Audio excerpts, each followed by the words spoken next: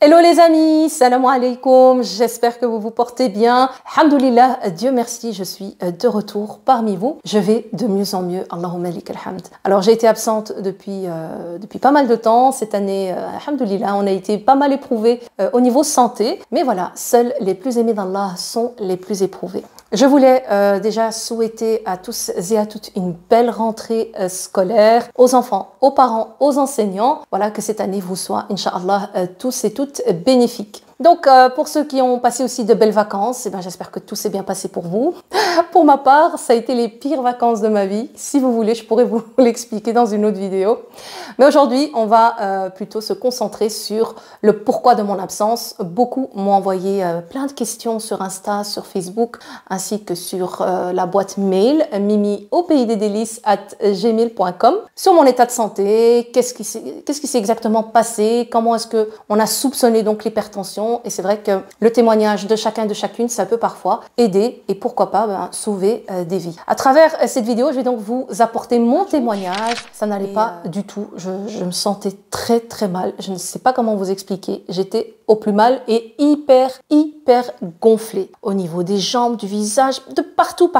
C'était vraiment pas joli à voir. C'est pas normal. Donc j'arrive aux urgences et c'est vrai que je ressentais une pression au niveau de la tête. Mais j'ai souvent des douleurs à la tête, comme un peu tout le monde. On prend du paracétamol et puis voilà, ça passe. J'arrive aux urgences et directement ils me prennent en charge. Donc ils commencent par prendre la tension. Et donc la machine, elle me serre le bras et elle me serre, mon bras devient mauve. Et j'appelle l'infirmière, je dis excusez-moi mais mon bras va éclater. Elle me dit madame, calmez-vous, il faut absolument qu'on ait votre valeur exacte. Donc restez calme, ça va se relâcher. On attend un petit peu, ça se relâche et ça se remet en marche. Bref, vraiment horrible comme sensation. Et là la machine affiche 23 de tension au niveau systolique et 12 de tension au niveau diastolique. Et là, l'infirmière me dit Madame, est-ce que vous allez bien? Je lui dis oui, j'étais bien, je suis venue à pied, je suis venue en voiture comme une grande, toute seule. Elle me dit ça va pas du tout, votre tension est trop élevée. Est-ce que vous êtes connue pour de l'hypertension? Je dis non, pas que je ne sache. Je ne suis pas au courant en tout cas que j'ai des soucis d'hypertension. Du coup, ils me mettent dans une pièce pour les cas graves. Et là, directement, ils me prennent en charge électrocardiogramme, la totale. Et on me met de nouveau sous brassard électronique, donc pour mesurer la tension toutes les 5-10 minutes. Et ils me disent qu'on va attendre un petit peu pour reprendre la tension, peut-être que c'est juste le stress de l'hôpital, ça existe aussi, le tensiomètre qui affiche 22, donc c'est toujours élevé, et ils me disent non écoutez on va vous mettre sous hypotenseur, on ne peut pas vous laisser avec une tension aussi élevée. Très bien, donc on me met sous hypotenseur, ça commence un tout petit peu à descendre de 22, ça passe un peu à 21, puis ça remonte à 22, ça remonte à 23, et d'un coup c'est monté à 26, donc 26 de tension, et là je vois tout le personnel qui rentre dans ma chambre, je ne comprends pas trop ce qui se passe, on me demande si je vais bien, je dis oui, je vais bien, j'ai mal nulle part, juste j'ai mon cœur qui est en train de s'emballer, et c'est vrai que là j'ai senti mon cœur qui tapait dans tous les sens. Ils m'ont dit bah, écoutez madame, par rapport à vos douleurs de tête, on va aller faire un scanner de la tête pour voir, est-ce que c'est peut-être une douleur de la tête qui fait monter la tension ou tout simplement vous avez mal à la tête parce que la tension est élevée. On va faire le scanner donc de la tête et on revient, tout est négatif, il n'y a rien d'alarmant et c'est là qu'ils m'annoncent écoutez madame, le scanner on l'a fait à la base pour vérifier s'il n'y a pas un vaisseau qui aurait pu donc éclater. Il faut que vous sachiez que l'hypertension peut être très très grave, très dangereux et d'ailleurs on l'appelle le tueur silencieux. Et puis là je me rends compte que c'est grave. Au début, l'hypertension quand on ne connaît pas, on ne sait pas trop ce que c'est, on n'imagine pas tout ça. Et là, ils prennent aussi la décision de me mettre sous pompe avec de l'hypotenseur presque en continu. Plus, on m'a ajouté encore des comprimés. Bref, j'ai pris je ne sais combien de molécules pour essayer de faire baisser la tension. Ils m'annoncent directement d'entrée de jeu que je ne rentrerai pas à la maison, qu'ils vont me garder en surveillance à l'hôpital. Et donc, voilà, le traitement commence et on est toujours dans les 20, 22, 21, 20. Et puis, petit à petit, ça commence dans la nuit à descendre un petit peu à 18, 19, au réveil de nouveau 20, 21 et on a eu du mal à la faire descendre, vraiment du mal. Alors on m'explique que dans 70-80% des cas d'hypertension, c'est ce qu'on appelle de l'hypertension essentielle. Donc, on ne sait pas expliquer ce qui provoque cela. Il me garde donc en hospitalisation. J'ai dormi donc aux urgences à côté de toute l'équipe qui était là pour s'occuper de moi, que j'embrasse du fond du cœur si jamais ils tombent sur cette vidéo. Franchement, bravo à eux. Et du coup, le matin, de nouveau, 22, 21, 20, 21, 22. Et il n'y a rien à faire. Et puis, il y a un autre médecin qui vient. Et là, on commence à me donner des médicaments encore plus forts, donc des hypotenseurs. Et à chaque fois, on teste des molécules différentes. Et puis, là, elle a commencé à enfin descendre. Elle est descendue donc 18, 17, puis elle est descendue à 16. Dès qu'elle est arrivée autour de 16, ils m'ont dit, bon, écoutez, madame, on vous garde en hospitalisation. On va approfondir les examens, on va un petit peu vérifier si on n'a pas endommagé quoi que ce soit suite à une pression sanguine pareille. Donc on me monte en chambre et on continue le traitement en hospitalisation. Et j'ai fait plein d'examens. Ils ont fait également un scanner du bassin pour vérifier au niveau des reins aussi. On a également fait un examen approfondi des yeux pour voir s'il n'y a pas des vaisseaux qui ont éclaté aussi à ce niveau-là. Échographie aussi du cœur pour voir si le cœur n'a pas été également endommagé. Bref, Dieu merci, alhamdoulilah, au niveau checking complet des organes, tout va bien, aucun organe n'a été touché, on a souffert de l'hypertension, alhamdoulilah. Et il commence donc à me poser plein de questions sur mon bilan de santé depuis jeune jusqu'à aujourd'hui. On se rend compte que j'ai souffert de préclampsie suite à ma dernière grossesse avec Imen et ils sont persuadés que ça revient en fait. Avec le temps, ça revient. Et donc, c'est une séquelle de cette maladie à l'époque. Et également, ils sont sûrs que je souffre d'hypertension depuis plusieurs années et pas que c'est venu comme ça du jour au lendemain.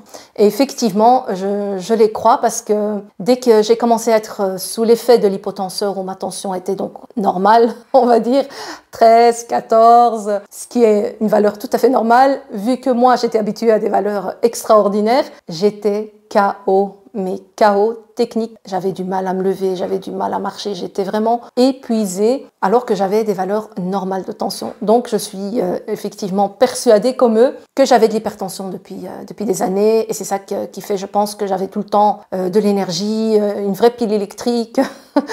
Je me fatiguais assez rarement, donc je pense que ça pourrait expliquer la chose. Alhamdoulilah, après une semaine d'hospitalisation, ils m'ont relâché bien évidemment pour rentrer à la maison avec un traitement avec plus ou moins 3 molécules, 2 le matin et 1 le soir. Donc je prends un comprimé le matin et un comprimé le soir. Et alhamdoulilah, maintenant je me suis habituée à ce traitement, je n'ai plus ces vertiges, je n'ai plus cette sensation de fatigue. Au contraire, de jour en jour, je me sens de mieux en mieux et j'ai acheté à la maison un tensiomètre que je vous encourage, que je vous invite, vous aussi, à la maison, à acheter, à investir dans cet appareil. Ça tourne autour des 100 €, un bon appareil pour avoir de bonnes valeurs. Et comme ça, vous pouvez vous aussi, de temps en temps, de temps à autre, prendre votre mesure, votre tension. Donc maintenant, alhamdoulilah, à la maison, j'ai des valeurs qui vont entre 11, 12, 13. C'est très rare que j'arrive à 14. Donc voilà, je suis très contente. Alhamdoulilah, je vais beaucoup mieux. Vraiment, je suis très reconnaissante envers Dieu de m'avoir épargnée, de m'avoir laissée auprès de ma famille et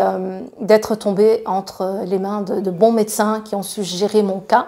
Donc merci à eux et aussi d'être tombée sur vous, ma communauté qui m'avait apporté énormément de soutien, vraiment plein de belles invocations, plein de beaux mots d'encouragement et puis plein de témoignages aussi parce qu'il y a pas mal d'entre vous qui sont aussi touchés par l'hypertension et donc qui m'ont rassurée et qui certains prennent leur traitement depuis des années. Enfin voilà, ça peut être génétique, ça peut être plein de choses. Au bout du compte, même si on sait d'où ça vient, ça ne changera rien du fait que je suis maintenant moi aussi hyper tendue. Mais alhamdoulilah, on est traité, on fait des contrôles, on se surveille. Et puis j'ai mis aussi en place la marche, c'est aussi excellent de marcher sans vous essouffler. Il faut pouvoir marcher et tout en continuant de pouvoir avoir une discussion sans être essoufflé. Voilà. Dès que vous marchez, que vous parlez et que vous sentez que vous êtes essoufflé, alors il faut ralentir votre marche. Il faut au moins 3/4 d'heure par jour de marche et alors à ce moment-là, vous allez renforcer vos vaisseaux et renforcer aussi le myocarde, donc le muscle de votre cœur. renforcer le cœur quoi, en général, parce que l'hypertension a tendance à tirer sur les vaisseaux. Donc voilà, alhamdoulilah, on a appris plein de choses. C'est une expérience dans sa vie. Je le souhaite à personne, bien évidemment. Mais en tout cas, n'hésitez pas, comme je vous l'ai dit, à investir dans un tensiomètre ou tout simplement d'aller faire une visite médicale chez votre médecin traitant une fois par mois, une fois tous les 6 mois, enfin, comme vous le sentez. Et surtout, écoutez votre instinct. Dès que vous sentez que ça ne va pas, allez à l'hôpital, allez voir votre médecin et en vous souhaitant bien sûr qu'il n'y a rien. Voilà les amis, en gros, ce qui s'est passé. Et bon, après, ça a été aussi mon cauchemar pour les vacances. Je vous le raconterai, si vous voulez, dans une prochaine vidéo.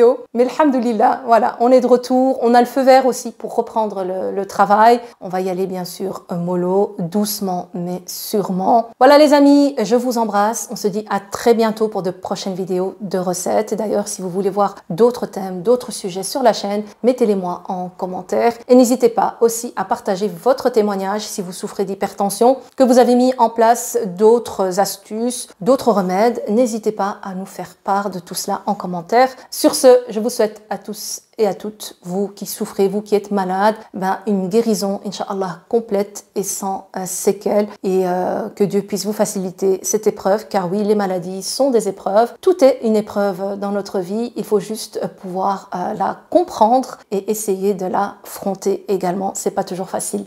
Voilà, je vous embrasse. J'embrasse aussi mes parents, mes sœurs, ma famille, voilà, tous ceux qui ont pris soin de moi. Et je vous dis à très bientôt pour de prochaines vidéos. Salam alaikum.